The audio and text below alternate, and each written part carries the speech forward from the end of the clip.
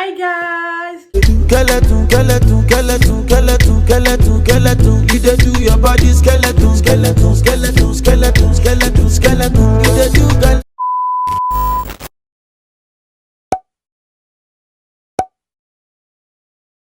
Bienvenue sur ma chaîne, on se retrouve aujourd'hui pour une nouvelle vidéo. J'espère que vous allez bien. Moi, ça ne va pas du tout, ça ne va pas. Je suis malade les gars, et je suis malade, je fais que tousser, éternuer, etc. Je pense que c'est dû au changement de température, etc. Donc, je pense que c'est pour ça que je suis malade, mais les gars, je suis pas bien. Mais bon, vas-y, je me suis dit aujourd'hui j'allais filmer, donc vas-y, j'ai filmé. Bref. Donc, du coup, les gars, on se retrouve pour une story time. Voilà, je vais vous expliquer le jour où j'ai fugué. Oui, c'est une fugue, clairement, c'est une fugue. Où j'ai fugué du haut de mes 11 ans. Oui, j'avais 11 ans le jour où j'ai fugué. Et moi, les gars, hein, j'étais une folle avant. J'étais folle. J'étais folle. Parce que quand je vais vous expliquer l'histoire, vous allez dire, mais elle, il y a un truc qui va pas dans son crâne. Elle. Et c'était vraiment le cas, il y avait un truc qui n'allait pas dans mon crâne. Bref, donc du coup, je vais vous mettre un peu dans le contexte, je vais vous expliquer un peu l'histoire. En fait, moi, il faut savoir que de mes 8 ans à mes 10 ans, j'étais au bled. Je suis partie au bled et tout. Vas-y, je suis partie au bled et tout. Et je suis revenue à mes 10 ans.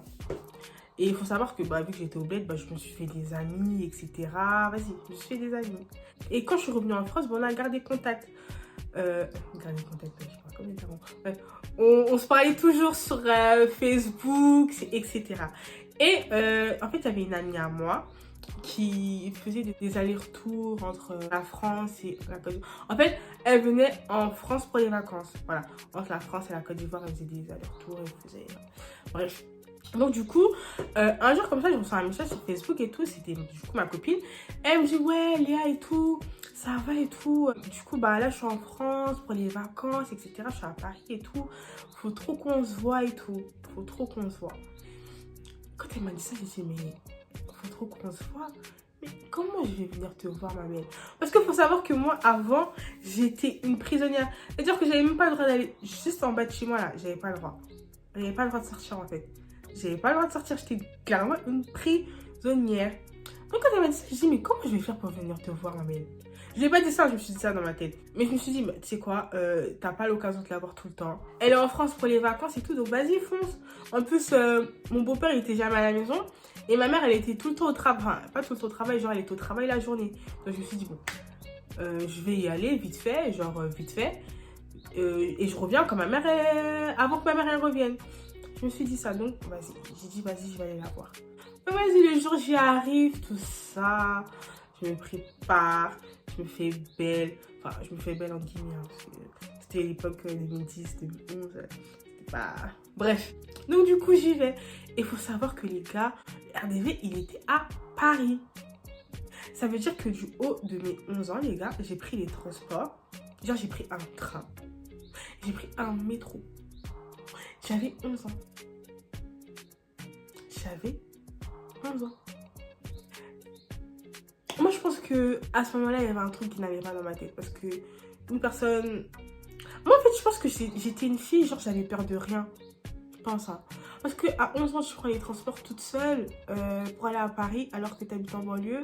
C'est que vraiment, j'avais peur de rien. Vraiment. Bref. Donc, du coup, j'arrive sur le lieu du rendez-vous, tout ça, je vois ma pote, tout ça, on rigole. Bref, ça fait longtemps, ouais. Enfin, bref, on rigole.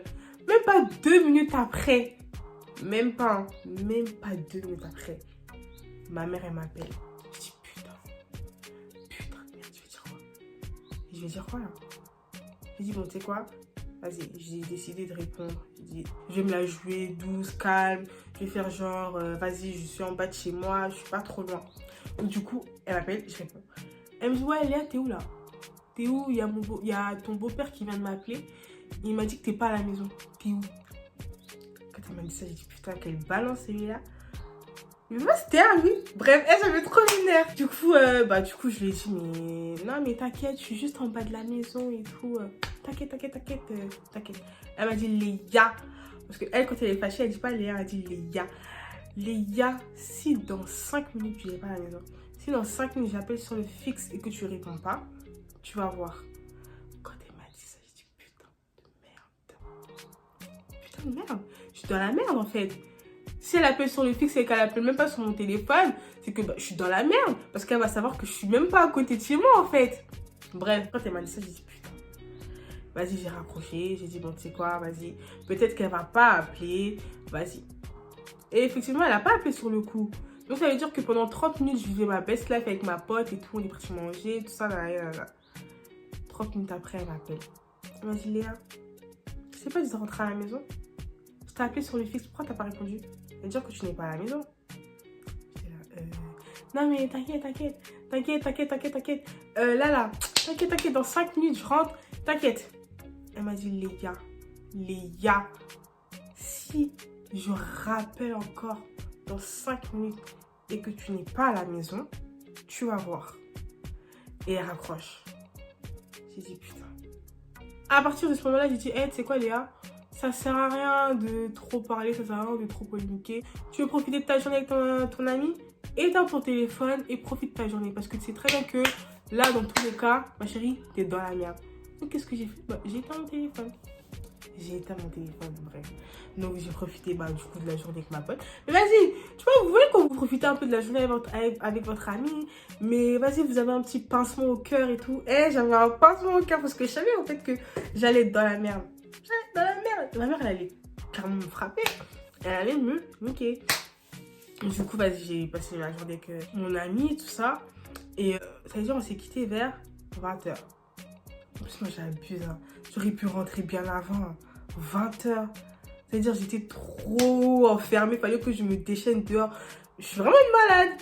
Bref. Donc, du coup, vu que j'avais éteint mon téléphone, j'ai rallumé mon téléphone et tout. Je vois 20 s'appelle manquer de ma mère. 20 s'appelle manquer de ma mère. Quand j'ai vu ça, j'ai dit, je rentre pas chez moi. J'ai dit, je rentre pas. Parce que moi, je connais ma mère, en fait. Ma mère, elle est douce, gentille. Mais quand elle est énervée, c'est une autre personne, en fait. Faut clairement pas l'énerver. Et je connais ma mère. Et je savais qu'elle allait carrément me niquer. Donc, j'ai dit, c'est mort. Je rentre pas. Ça veut dire que, vas-y. Oh, putain. Mais c'est une dinguerie, hein. C'est une dinguerie. Je marchais comme ça dans les rues de Paris et tout pour essayer de perdre du temps et tout. Et après, j'ai pris le train pour aller du coup chez moi. Et je marchais encore dans ma ville et tout. Je marchais. À un moment, mon téléphone s'est éteint. Donc j'ai dit, c'est mort, je rentre pas. Mais imaginez-vous à quel point ma mère, elle a dû s'inquiéter. Mais moi, j'étais vraiment folle, hein. Mais c'est une dinguerie. Mais c'est que enfin, c'est pas que maintenant. Mais genre, c'est que maintenant, genre, je me rends compte que ce que j'ai fait, c'est une dinguerie. Parce que moi, si demain, mes enfants, ils me font ça, mais PTDR, en fait. Je vais archi pas supporter. Bref. Donc, du coup, je marchais comme ça, dans les rues de ma ville. À un moment, je me suis assise. Après, je me suis dit, non, on ne sait jamais. Il peut m'arriver quelque chose. Donc, vas-y, c'est mieux, je vais dans ma résidence. Parce que moi, je sais que dans ma résidence, il n'y a personne. Il n'y a personne qui fait des allers-retours. Enfin, il n'y a pas beaucoup d'allers-retours. Donc, vas-y, c'est mieux, je vais dans ma résidence. J'attends le matin, comme ça. Quand ma mère, elle va bouger de la maison vers 8h, comme je monte. Et vas-y, genre. Elle aura le temps de se calmer. En fait, j'étais inconsciente. J'étais vraiment inconsciente à ce moment-là. J'étais vraiment inconsciente. Donc, du coup, je suis partie dans ma résidence. Et je me suis assise et j'attendais comme ça. À un moment, je me suis couchée un peu... mais je suis malade. Je me suis couchée, j'ai attendu que le temps passe. À un moment, il y a un monsieur de mon bâtiment qui je pense qu'il partait au travail et tout.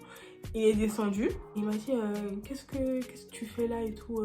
Il a commencé à me poser un tas de questions. J'ai dit pardon, j'ai pris mes affaires, je suis montée. Parce que eux là, on sait jamais, parce que ils peuvent dire que vas-y, ils peuvent penser que vas-y, je me fais maltraiter ou que vas-y, j'ai dit j'ai pris mes affaires et je suis montée. Pour ouvrir la porte, les gars, j'avais tellement chaud. Mais j'ai dit, bon, peut-être qu'elle dort. Vas-y. J'ouvre la porte et tout. Je vais au salon. J'allume la lumière. Je vois ma mère assise sur le canapé. Et genre, elle me regarde. Et elle avait les yeux rouges. Les yeux rouges, les gars. Les yeux rouges. Et genre, elle m'a regardé. Elle m'a même pas frappé ce jour-là. Je pense qu'à ce moment-là, en fait, elle était fatiguée mentalement. Donc, Elle a même pas eu le temps de... Elle m'a juste dit, hey, donne-moi ton téléphone. Elle a pris mon téléphone, elle est partie. Moi, quand j'ai vu qu'elle m'avait pas frappé, je me suis dit, bon, mon plan a marché, elle m'a pas frappé. Mais en fait, je me suis pas rendu compte à quel point, en fait, bah, ça a dû lui faire du mal. Bah, ce que j'ai fait, déjà. Et elle a dû s'inquiéter, en fait. Je me suis pas rendu compte, en fait, à quel point elle s'est inquiétée. C'est une dinguerie. Eh, les gars, mais c'est vraiment une dinguerie, ce que j'ai fait. Mais moi, en fait, demain, si j'ai des enfants et qu'ils me font ça... Ma mère, elle m'a dit, tu m'as dit que tu voulais pas de filles parce que tu sais que si demain tu as des filles, elles sont capables de te faire ça. Et ben tu vas avoir 3 filles. Et quand elle m'a dit ça, j'ai dit non, arrête. Arrête, je veux pas de filles. Mais je sais que j'aurai des filles, mais bon, bref. Je lui ai dit non, arrête, je veux pas de filles, et tout. Non, arrête. Elle m'a dit si, tu auras des filles, tu vas voir. Tu vas voir ce que tu vas faire subir, Léa. Tu vas voir. J'ai la putain. Et c'est vrai, genre, je me dis, mais si demain j'ai une fille et qu'elle me fait ça, je vais vraiment pas supporter. Moi, j'étais vraiment folle à 11 ans. Imaginez, moi, ma fille, à 11 ans, elle prend les transports toute seule et elle va sur Paris. Mais je vais péter les plombs. Je vais devenir folle. C'est pour ça que je me rends compte à quel point j'étais une tarée, en fait, dans ma tête. Genre, ça n'allait vraiment pas dans ma tête, en fait. Il me manquait une case. Clairement, il me manquait une case. Parce qu'une personne censée ne peut pas faire ce genre de choses, en fait. C'est clairement pas intelligent. C'est bête. Bref, bah, après depuis ce jour-là, ça m'a pas empêché de continuer à faire des bêtises, hein, parce que j'ai encore fait plein de bêtises. Et ça, en fait, ça après, genre vers 4e, tout ça, que vas-y, je me suis calmée. Mais hey, les gars, c'est une dinguerie ce que j'ai fait. Hein. C'est vraiment une dinguerie. Donc voilà les gars, c'est la fin de cette story time. C'est une mini story time, mais c'est pas une grande story time où vas-y, je parle beaucoup, etc. C'est une mini story time où je vous raconte un peu ma vie. J'espère que du coup la vidéo vous a plu. Donc n'hésitez pas à vous abonner, à liker et à partager.